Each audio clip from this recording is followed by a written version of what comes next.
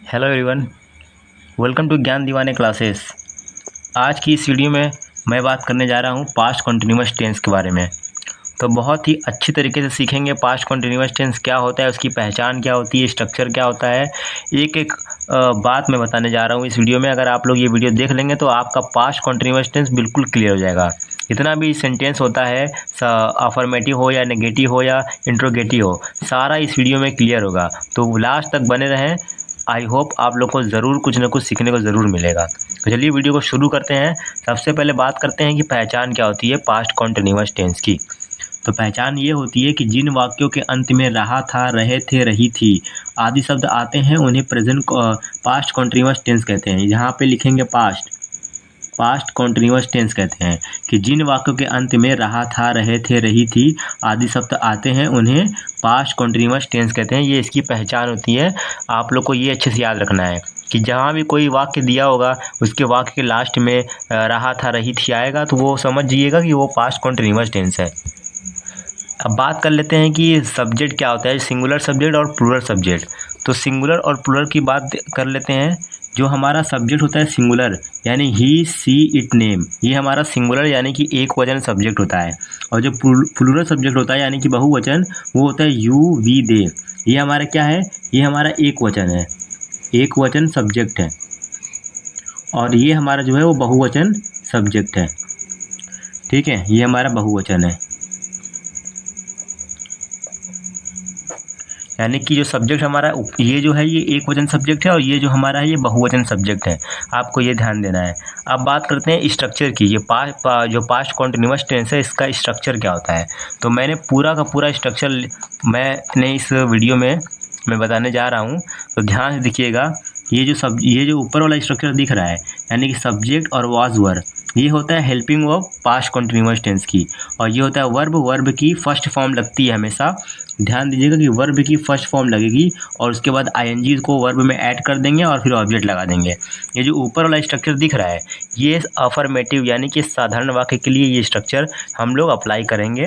और जो दूसरा स्ट्रक्चर दिख रहा है ये नेगेटिव सेंटेंस के लिए यानी कि नकारात्मक वाक्य के लिए है। कि इसमें नॉट लगा हुआ है ना कि सब्जेक्ट वाज वर यानी हेल्पिंग वर्ब के बाद नॉट लगा देंगे, बाकी वर्ब की फर्स्ट फॉर्म के साथ आईएनजी और ऑब्जेक्ट। ये हो गया हमारा नेगेटिव सेंटेंस का स्ट्रक्चर। अब बात करते हैं कि इंट्रोगेटिव सेंटेंस का स्ट्रक्चर क्या है।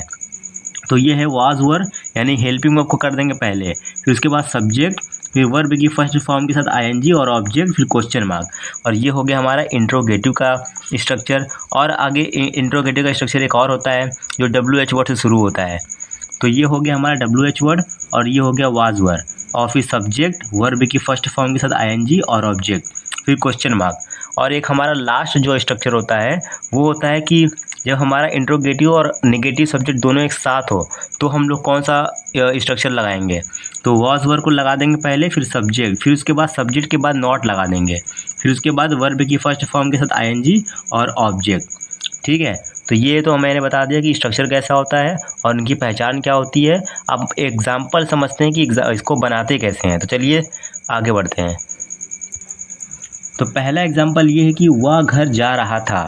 ये हमारा जो है साधारण वाक्य यानी कि सिंपल सेंटेंस है, अफर्मेटिव सेंटेंस है। इसको हम लोग कैसे बनाते हैं बहुत ही ध्यान से देखिएगा। ये है हमारा क्या है, सब्जेक्ट है। ये हमारा सब्जेक्ट है, ये हमारा जा रहा है, ये हमारा क्या है, वर्ब है। और ये हमारा ऑब्जेक्ट है। सब्जेक्ट, वर्ब और ऑब्जेक्ट। और वाक्य के अंत में रहा था आ रहा है तो समझ जाइएगा कि ये पास्ट कॉन्टिन्यूअस टेंस है। क्योंकि मैंने बताया है कि जिन वाक्यों के अंत में रहा था, रही थी आएंगे और तो उन्हें हम लोग बोलेंगे पास्ट कॉन्टिन्यूअस टेंस। तो सबसे पहले क्या बनाएंगे, ये जो हमारा वह है ये हमारा सब्जेक्ट है, वह को बोलते हैं ही। और ही हमारा जो सब्जेक्ट है वो सिंगुलर है तो इसके साथ हम लोग लगाएंगे वॉज। फिर क्या करेंगे, हम लोग वर्ब लगाएंगे। वर्ब क्या है, जाना। जाना को बोलते हैं गो। और गो में क्या करेंगे, आईएनजी को ऐड कर देंगे तो बन जाएगा गोइंग। फिर हमारा सब्जेक्ट हो गया, हेल्पिंग वर्ब हो गया, वर्ब हो गया, बचा है ऑब्जेक्ट। ऑब्जेक्ट क्या है, घर। तो यहाँ पे हम लोग लिख देंगे घर। घर को बोलते हैं अंग्रेजी में होम। तो he was going to home, he was going to home. उसके बाद फुल स्टॉप कि वह घर जा रहा था, he was going to home. बहुत ही सिंपल तरीके से एक सेंटेंस बन गया। अगला सेंटेंस जो है हमारा वो नेगेटिव सेंटेंस है। कि वह घर नहीं जा रहा था। हम लोग एक वाक्य से कई वाक्य बना सकते हैं, बस हम लोग को एक वाक्य मालूम चल जाएगा तो हम लोग उसका कई वाक्य बना सकते हैं। जैसे कि मैंने बनाया कि वह घर जा रहा था, फिर इसी का मैंने नेगेटिव बना दिया कि वह घर नहीं जा रहा था। तो इसको कैसे बनाएंगे? सब्जेक्ट हमारा वही है और हेल्पिंग वर्ब भी हमारी वही रहेगी। फिर हम क्या करेंगे, हेल्पिंग वर्ब के बाद नॉट लगा देंगे। ही वॉज नॉट, वर्ब क्या है जाना, वर्ब भी हमारा सेम ही है तो हम लोग लिख देंगे गोइंग। उसके बाद हमारा ऑब्जेक्ट भी सेम है तो हम लोग को ऑब्जेक्ट भी लगा देंगे यहाँ पे। तो he was not going to home, वो घर नहीं जा रहा था।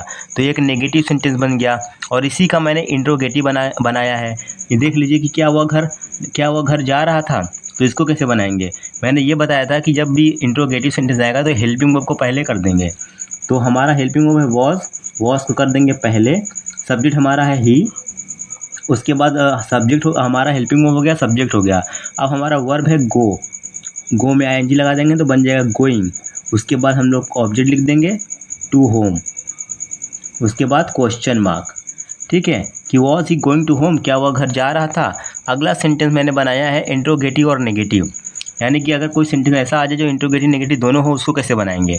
तो उसको इस तरह से बनाएंगे, क्या वह घर नहीं जा रहा था, क्या वह घर नहीं जा रहा था। तो हेल्पिंग वर्ब को करेंगे पहले, उसके बाद हम लोग लगाएंगे सब्जेक्ट, फिर सब्जेक्ट के बाद लगा देंगे नॉट, और वर्ब हमारा क्या है गोइंग, और उसके बाद ऑब्जेक्ट क्या है टू होम। तो इस तरह से मैंने ये वाला भी सेंटेंस बना दिया बहुत आसानी से कि was he not going to home, क्या वो घर नहीं जा रहा था। अब इसी का मैंने एक और इंट्रोगेटिव बनाया है, वह घर क्यों जा रहा था। यानी कि जब कोई ऐसा शब्द आ जाए जो WH वर्ड से शुरू होता है, यानी जिन शब्दों में क्यों, कहाँ, कब, कैसे आए, उसको कैसे बनाएंगे। तो सबसे पहले आपको ये पता होना चाहिए क्यों को बोलते क्या है अंग्रेजी में। तो क्यों को बोलते हैं वाई, ये हो गया वाई। उसके बाद हम लोग हेल्पिंग वर्ब लगाएंगे वॉज, फिर हमारा सब्जेक्ट क्या है ही, और फिर हम जाना गोइंग, ये हमारा वर्ब है।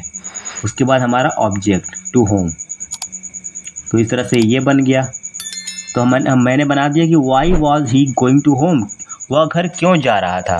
तो ये भी बहुत ही सिंपल तरीके से एक सेंटेंस और बन गया।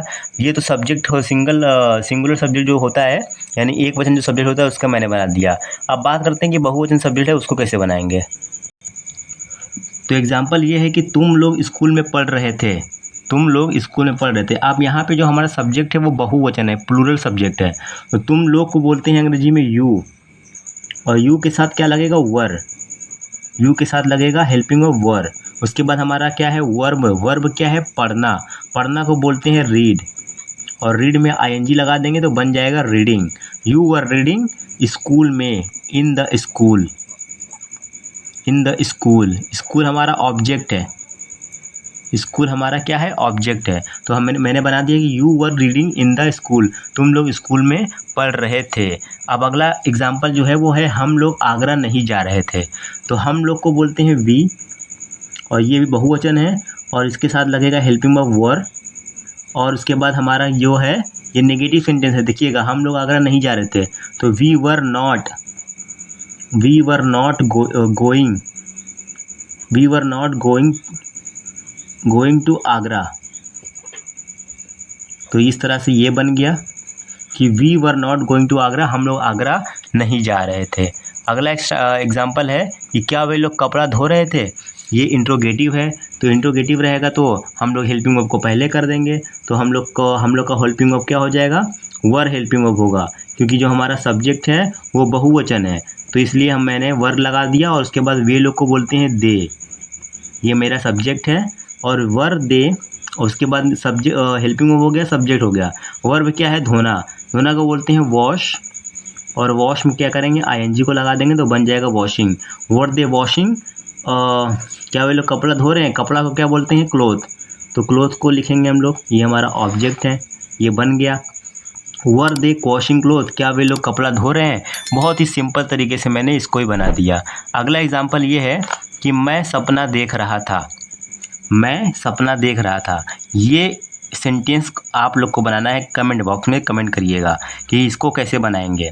इस वीडियो में इतना ही रहेगा। मैंने बहुत कुछ सिखा दिया कि मतलब पास्ट कॉन्टिन्यूअस टेंस का जितना भी सेंटेंस होता है, चाहे वो अफर्मेटिव हो, नेगेटिव हो या इंट्रोगेटिव हो, कैसे बनाएंगे सारा स्ट्रक्चर मैंने बता दिया। बस आप लोग को अच्छे से पढ़ना है।